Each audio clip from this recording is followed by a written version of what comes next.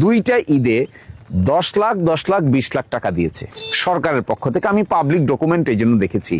আগের ঈদের যে 10 লক্ষ টাকা দিয়েছে, সাল্লায় আমি খোঁজ নিয়ে দেখলাম ওই রোজার ঈদের টাকাই আপনারা এখন বিলি করেন। আর আমি চেয়েছিলাম যে 2 থানায় এই 10 লক্ষ টাকা কাদেরকে দেওয়া হলো, মাস্টার রুলের কপিটা আমাদেরকে দেন। দিতে চান না কেন? সরকারের পক্ষ থেকে দিতে চান না কেন? লুকোচুরি করতে হবে কেন? কয়বার টিওনো সাহেবের কাছে আমি খবর পাঠিয়েছি, তালিকাটা দেন। কারা পেয়েছে আমরা দেখি না, কারা পেয়েছে।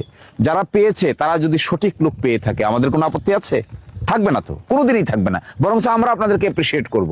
আমরা আপনাদেরকে অ্যাপ্রিসিয়েট করে বড় করে ভিডিও দিব যে আপনারা ভালো কাজ করেছেন, সঠিক কাজ করেছেন। কিন্তু দেখেন, রোজার ঈদে আগামীকালকে কোরবানির ঈদ, টাকা এসেছে প্রতিটা আসনে। আমি দেখছি ভিডিওতে মানুষ, সংসদ সদস্যরা এটা বিলি করছেন।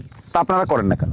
শুনলাম, বুঝলাম আমাদের মাননীয় সংসদ সদস্য শারীরিকভাবে অসুস্থ হওয়ার কারণে তিনি আসতে পারছেন না। তার প্রতিনিধিরা করবে, তার অন্যরা করবে, সরকারের পক্ষ থেকে করবে, অন্যান্য জনপ্রতিনিধি আছে যারা তারা করবে, ইউনিয়ন পরিষদের চেয়ারম্যানরা করবে। তাদেরকে অথরিটি দেন, তারা বাছাই করুক। বাছাই করে 10 লক্ষ টাকা যদি 1-2টা থানায় 10 লক্ষ টাকা আজকে বিলি করা হয় গরিব মানুষদেরকে দেখে দেখে, তাদের জীবনে ঈদের আগের দিনের 1000 টাকা কত গুরুত্বপূর্ণ তা আপনারা বোঝেন না? আপনারা এই গ্রামের মানুষ না?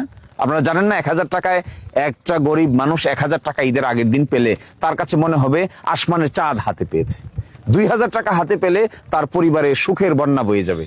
তো 2000 টাকা ঈদের পরে দিয়ে তার লাভ কি? কি ফায়দা হবে? কেন দিচ্ছেন না এটা? দিতে আপনাদের অসুবিধা কোথায়?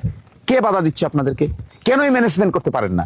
এতটুকু ম্যানেজমেন্ট করতে যদি না পারেন, তাহলে কি করে মানুষের উপকার করবেন? এখন বলতে পারেন যে আমি আপনাদের বিরোধী দল তাই সমালোচনা করছি। ব্যাপারটা তা না।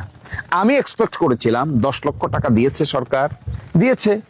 এমন লোক দেশে বিদেশে আছে দিরাইশাল্লায় বসবাস করে, এমপি সাহেব উদ্যোগ নিলে আরো 20 লক্ষ টাকা দেয়া জোগাড় করা সম্ভব।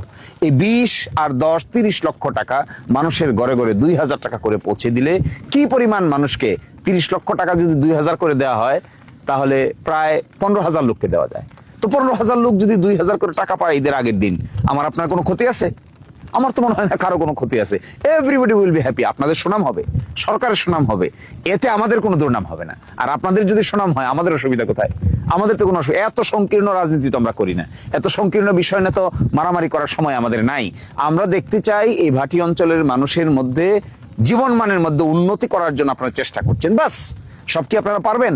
সব যে পারবেন না তাও তো আমরা জানি, কিন্তু তারপরে চেষ্টা যে করছেন তাতে বাহবা পাবেন, আমরাও বাহবা দিব।